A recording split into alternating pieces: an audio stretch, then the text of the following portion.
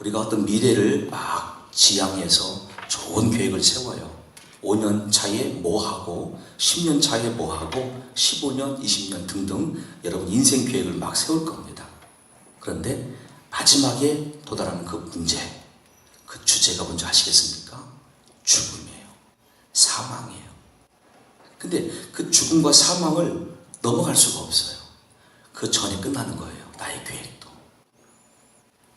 이 문제는 우리만이 아니고요. 일반 믿지 않는 분들도 결국 만나게 될 인류의 최대 숙제입니다. 2007년 2월 중앙일간재난 신문 보도에 의한다면 저 평화로 금암 휴게소 근처에 밤 11시경 큰 사건이 있었습니다. 모슬포의 어느 무속인이 의뢰를 받아서 의뢰자와 함께 현장에 가서 그들 용어로 액막이 구슬했다고 그래요. 그리고 현장인 중앙선 쪽으로 밤 11시에 들어가다가 차에 치여 그만 운명을 달리했습니다. 만약 그 무속인이 내가 1분 후에 길을 건너다가 어떤 차에서 쳐 죽는다는 걸 알았으면 거기 건너가지 않았겠죠. 아예 그 현장에 가지도 않았겠죠. 몰라서 갔겠죠.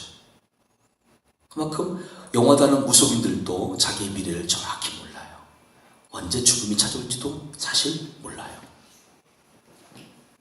때문에 우리는 무속인들만 아니라 이 땅에 다른 어떤 사람들을 의지할 필요가 없어요. 뭐 점술가 또 어떤 장명가 찾아갈 필요가 없어요. 그들도 결국 그들의 미래를 알 수도 없고 죽음을 넘어갈 수도 없기 때문이에요. 우린 다 같은 입장이에요. 자, 그런데 믿는 성도에게는 미래가 있어요. 누구 때문인지 아시겠습니까? 죽음을 극복한 그분 때문이에요. 그분을 믿기 때문이에요. 그분은 죽음 때문에 모든 것이 다 단절된 인생을 향하여 오셨고 모든 것의 구원이요 길이요 진리요 생명 되신 하나님의 아들이세요. 그 이름이 예수예요. 예수를 믿는 자는 죽음이라고 하는 인류 최대의 숙제도 아무 거침돌이 아니에요. 방해물이 아니에요. 그냥 과정이에요. 누구 때문에요? 그 죽음을 물리치고 부활하셔서 승리하신 예수님 때문이에요. 기독교의 핵심은 바로 그 예수님을 메시아, 신약의 말로 그리스도로 믿는 것이죠. 동시에 예수님은 나의 주이십니다. 하나님의 아들이십니다. 같이 고백하는 이 핵심이 기독교예요. 구약의 히브리 말로는 메시아입니다. 신약의 헬라어로는 그리스도입니다. 뜻은 같아요. 메시아, 그리스도. 다른 게 아니라 뜻이 같아요. 한번 따라해 보겠습니다. 기름 부음을 받은 자. 기름 부음을 받은 자. 기름 부음을 받은 자. 기름 부음을 받은 자. 이것이 구약의 메시아, 신약의 그리스도 이 뜻이에요. 그럼 하나님께서는 누구를 세울 때 기름 부었을까? 성경은 세 부류의 사람을 말씀하죠. 왕을 세울 때, 선지자를 세울 때, 제사장을 세울 때 기름 부었어요. 이 기름은 이스라엘의 감람류, 곧 올리브 기름이에요. 하지만 그렇게 구별된 사람을 세워서 왕으로, 선지자, 제사장으로 사역을 맡겼어요. 예수님께서 온 인류의 메시아이십니다. 예수님께서 온 인류의 그리스도이십니다. 이 뜻은 뭘까요? 예수님 그 한 몸에 왕, 선지자, 제사장의 모든 권위가 함께 부어져 있다는 뜻이에요. 따로따로가 아니라 다 권위가 부어진 하나님의 아들, 그분이 예수님이에요. 때문에 우리가 예수님을 믿는다라고 이단들 앞에서 담대히 말할 수 있는 근거도 무엇이냐면 구약의 메시아로 지칭된 예수님이기 때문에 구약 성경이 예언한 대로 오셨고 구약 성경이 예언된 사역을 하셨고 구약 성경이 예언되어진 미래 그리고 죽음도 그렇게 거쳐가신 예수님이라고 확신하기 때문에 우리 이단들 앞에서도 담대히 말할 수가 있어요. 만약에 어떤 종교가 있다고 한다면 그 종교의 교리가요, 다 맞춰줘야 돼요. 어느 것 한 가지도 허점이 있으면 안 돼요. 근데 기독교가 믿는 신구약 성경 66권 안에서 구약의 예언대로 예수님은 오셨고 그대로 사역하셨고 죽으셨고 부활하셨어요. 그대로예요. 이제 오늘은 특별히 그 시간들을 가지려고 합니다. 확인해보는 시간입니다. 과연 우리가 믿는 예수님은 구약에 예언된 메시아, 신약의 그리스도로 오신 나의 주, 나의 그리스도였구나. 이 사실 다시 한번 경험할 수 있도록 제가 한 가지 구절로 읽어드릴 겁니다. 여러분들은 확인하면서 동시에 마음으로 받아보세요. 그리고 말씀을 믿으세요. 그러면 저 말씀하신 하나님의 역사가 믿는 자 여러분 마음속에서부터 활동하기 시작합니다. 먼저 죄를 짓도록 유혹했던 사탄과 죄를 지은 첫사람 아담과 하와를 세워놓고 하나님이 하신 말씀입니다. 에덴 동산에서 최초로 하신 복음, 그래서 원시복음이라 부르죠. 창세기 3장 15절입니다. 내가 너로 여자와 원수가 되게 하고 너의 후손도 여자의 후손과 원수가 되게 하리니 여자의 후손은 너의 머리를 상하게 할 것이요 너는 그의 발꿈치를 상하게 할 것이니라 하시고. 아멘. 하와를 유혹하고 아담까지 죄로 넘어가게 했던 사탄. 사탄에게 하신 말씀이지만 옆에 듣고 있는 아담과 하와는 복음이 되는 거죠. 이 땅에 우리는 죄로 인하여 사망과 저주를 만나지만 그러나 메시아가 오신다. 여자의 후손으로 오신다. 이 소식을 듣게 돼요. 이사야 7장 14절은 그 여자의 후손 중에서 여자가 누구냐? 동정녀, 처녀의 몸이에요. 그러므로 주께서 친히 징조를 너희에게 주실 것이라. 보라, 처녀가 잉태하여 아들을 낳을 것이요 그의 이름을 임마누엘이라 하리라. 아멘. 그래서 성녀로 잉태된 모습으로 처녀의 몸으로 나시게 돼요. 구약의 예언 그대로죠. 이제 예수님은 나실 때에 다윗의 자손으로 나시게 됩니다. 이사야 11장 10절 말씀에 그날에 이새의 뿌리에서 한 싹이 나서 만민의 기치로 설 것이요 열방이 그에게로 돌아오리니 그가 거한 곳이 영화로우리라. 아멘. 이새는 다윗의 아버지니까 다윗의 자손으로 오신다는 예언도 구약에 있었고 그대로 오셨어요. 출생 장소입니다. 미가서 5장 2절입니다. 베들레헴 에브라다야, 너는 유다 족속 중에 작을지라도 이스라엘을 다스릴 자가 너에게서 내게로 나올 것이라. 그의 근본은 상고에 영원에 있느니라. 아멘. 그래서 베들레헴이 예수님의 출생지가 돼요. 이것도 이루어졌어요. 자, 이제 오셔서 어떤 역할을 하실까요? 예수님의 평생의 사역을 짧게 요약한다면 이사야 35장 4절로 6절 말씀입니다. 겁내는 자들에게 이르기를 굳세어라, 두려워하지 말라. 보라, 너희 하나님이 오사 보복하시며 갚아주실 것이라. 하나님이 오사 너희를 구하시리라 하라. 그때에 맹인의 눈이 밝을 것이며 못 듣는 사람의 귀가 열릴 것이며 그때에 저는 자는 사슴같이 뛸 것이며 말 못하는 자의 혀는 노래하리니 이는 광야에서 물이 솟겠고 사막에서 시내가 흐를 것이니라. 아멘. 어떤 분들은 지나치게 자아가 강해요. 지나치게. 그러니까 막 자존감이 아니라 자존심이 더 강한 사람이 있어요. 근데 어떤 분들은 너무 지나치게 자존감이 없어요. 스스로 여기는 자신을 향하신 하나님의 그 부르심과 나를 향한 긍지가 전혀 없어요. 그러니까 막 너무 연약해 보여요. 그런 사람들 볼 때마다 우리는 저분들을 어떻게 도울 수 있을까? 어떻게 지지할 수 있을까 고민하는데 그 일을 하시기 위해서 예수님이 오셨어요. 또 너무 강한 자의 분들에게는 말씀으로 고정받고 깨뜨려지라고 오셨어요. 동시에 육체의 질병 있는 분들, 귀신에게 휘둘리고 있는 분들, 여러 가지 질병 가운데 있는 모든 주의 백성들을 향하여 구원하러 오신 예수님이세요. 이 사역을 하셨어요. 구약의 예언대로. 자, 그런데 예수님은 은 30에 배반당하고 팔릴 것입니다. 이 구약의 예언은 스가랴 11장 12절입니다. 내가 그들에게 이르되 너희가 좋게 여기거든 내 품삯을 내게 주고 그렇지 아니하거든 그만두라. 그들이 곧 은 30개를 달아서 내 품삯을 삼은지라. 가룟 유다 제자를 통해서 예수님이 은 30에 팔리게 됩니다. 그리고 대속의 죽음을 당하게 되죠. 이사야 53장 5절로 6절입니다. 그가 찔림은 우리의 허물 때문이요 그가 상함은 우리의 죄악 때문이라. 그가 징계를 받음으로 우리는 평화를 누리고 그가 채찍에 맞음으로 우리는 나음을 받았도다. 우리는 다 양 같아서 그릇 행하여 각기 제 길로 갔거늘 여호와께서는 우리 모두의 죄악을 그에게 담당시키셨도다. 아멘. 이것이 예수님이 가야 될 미래였어요. 대속의 죽음으로 가는 여정. 예수님이 오신 목적이었고 가실 미래였어요. 근데 이루어졌어요.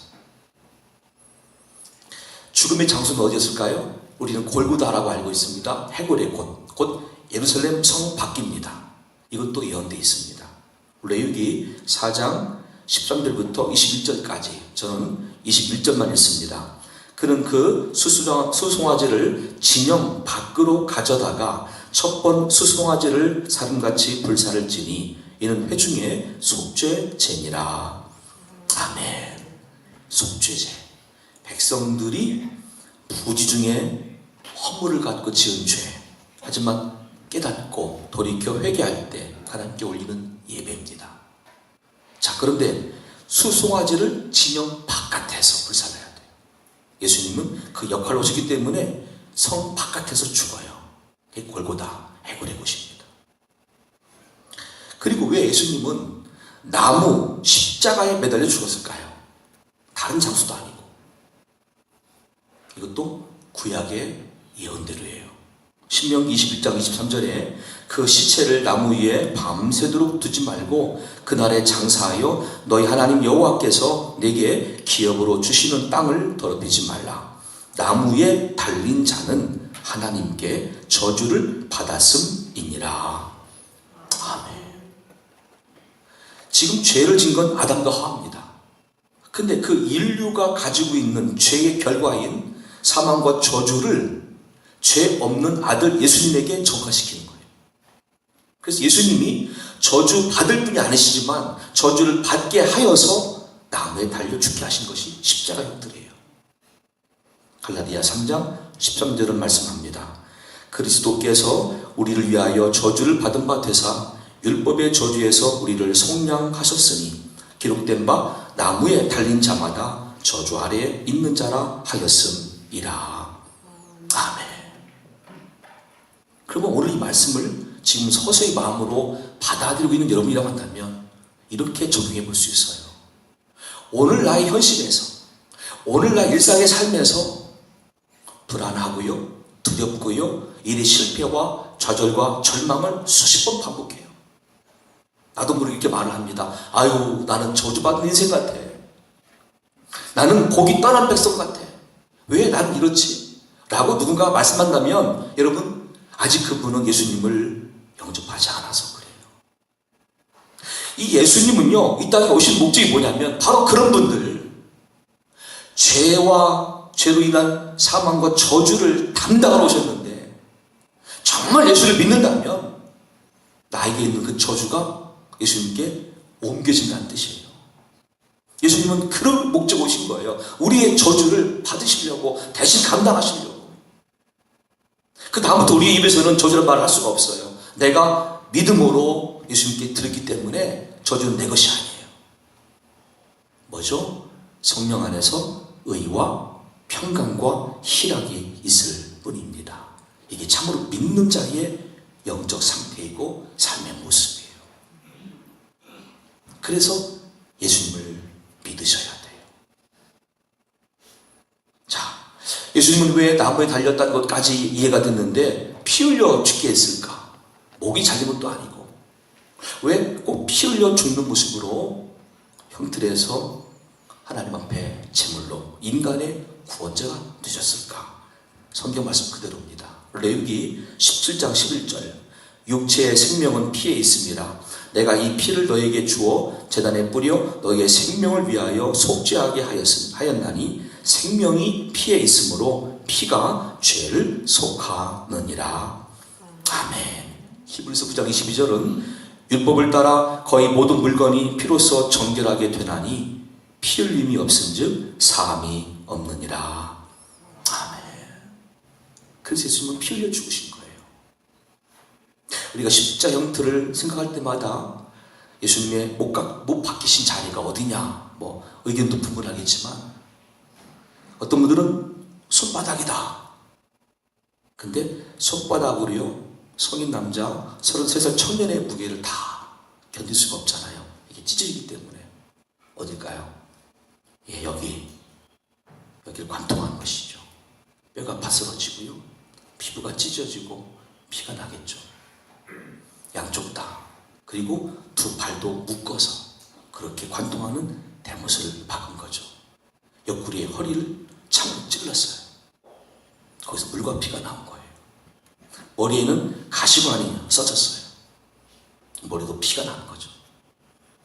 이미 예수님은 채찍질을 당했습니다. 로마 군병이 쓴 채찍은 어떤 거냐면 말의 꼬리를 악유로 잘 엮어서 사근팔이나 납조각 갖다 붙인 거예요. 그거를 죄인의 몸에다가 딱 내려칠 때 채찍이 휘악 그 육신을 휘감죠. 그 다음에 잡아칩니다. 그러면 사근팔이하고 납조각 같은 것들이 몸속에 딱 붙어있다가 휘감을 때 빼내는 순간에 살점이 같이 떨어지게 되었어요. 예수님 그렇게 고난받으셨어요. 온 몸에 피가 나면서 고통이 또 좌절감이 엄습하는 그 모든 환경을 다 만나신 예수님이에요. 이유가 뭐죠?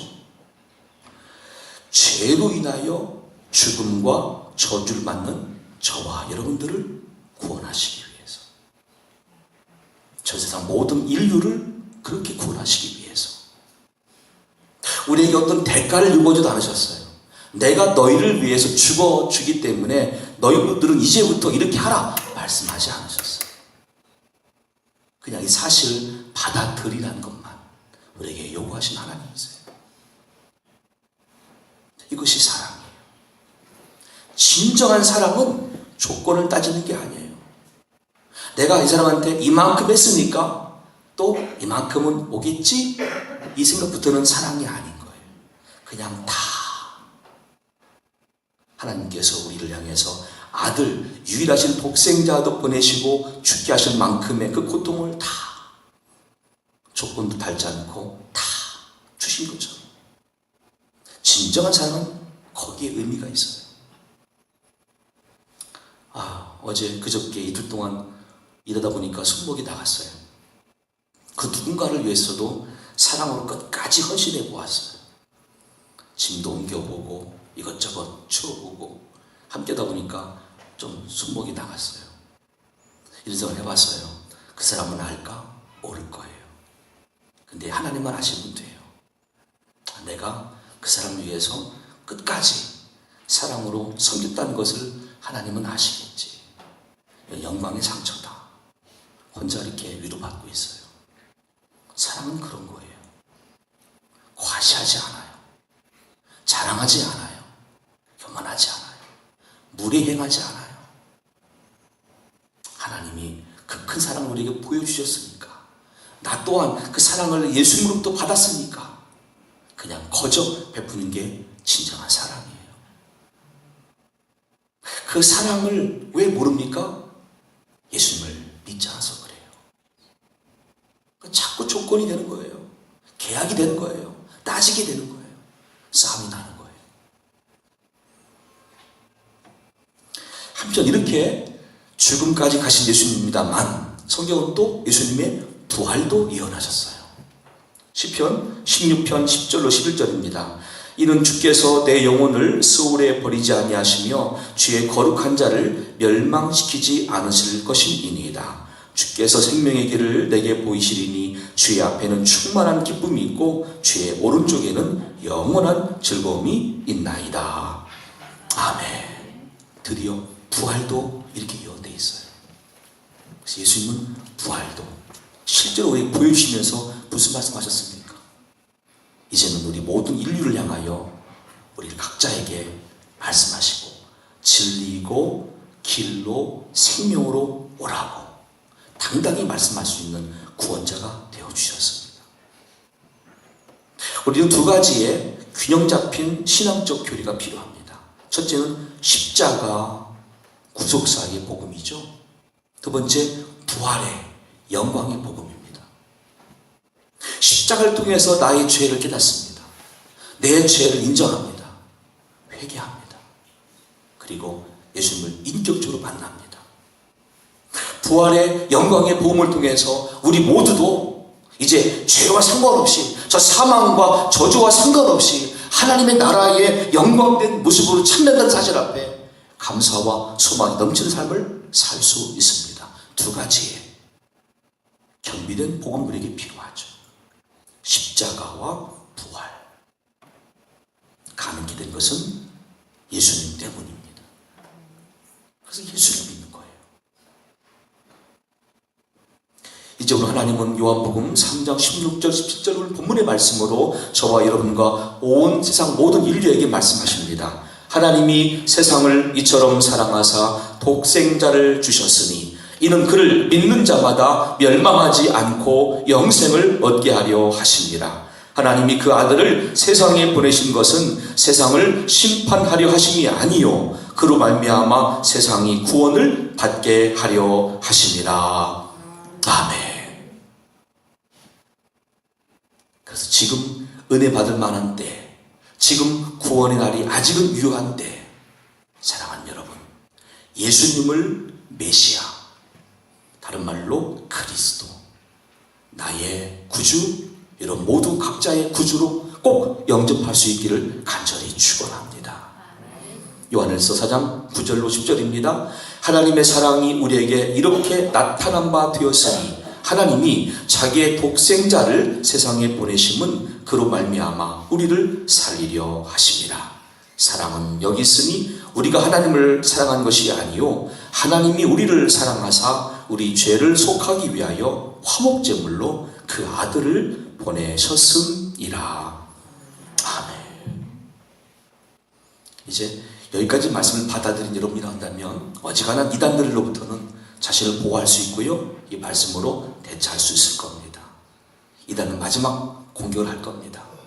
여러분 중에 그럼 왜 꼭 예수님이어야 돼요? 다른 사람 보내면 안 돼요? 다른 예언자? 라고 이단이 말할 때, 예를 들면 그 자리에 안산홍, 박태선, 문선명 등등 누군가를 거명할 때 여러분 이렇게 말씀하세요. 안 됩니다. 절대 다른 사람들은 그 자리에 설 수가 없습니다. 왜? 인류의 죄를 대신할 수 있는 사람은 죄 없는 의인이기 때문인데 세상엔 의인이 한 명도 없습니다. 당신들이 믿는 그 박태선도 안산홍도 아무개 씨도 사람이고 죄인입니다. 그래서 자격이 안 됩니다.